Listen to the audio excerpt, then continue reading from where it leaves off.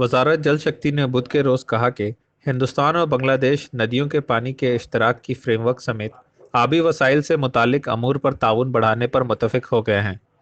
मंगल को मुश्तरका नदियों कमीशन के फ्रेमवर्क के तहत हिंदुस्तान बांग्लादेश आबी वसाइल के सेक्रेटरी सतह की इजलास के दौरान इसका फैसला किया गया।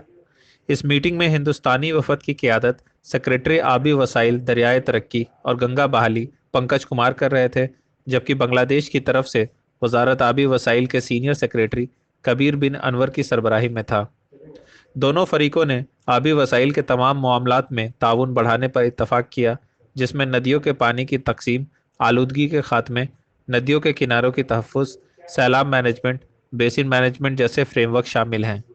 एक मुश्तरका टेक्निकल वर्किंग ग्रुप इस मामले के बारे में मालूमात फराहम करेगा। जल शक्ति की वजारत की तरफ से जारी बयान में कहा गया है। इसमें मजीद कहा गया कि हिंदुस्तान और बांग्लादेश के दरमियान मुश्तरका तौर पर 54 मुश्तरका नदियां हैं, जो दोनों ममालिक के लोगों की रोजी रोटी पर बराह रास्त असरअंदाज होते हैं। दोनों फरीकों ने इस मामले में हिंदुस्तान और बांग्लादेश के माबैन करीबी ताउन को सराहा।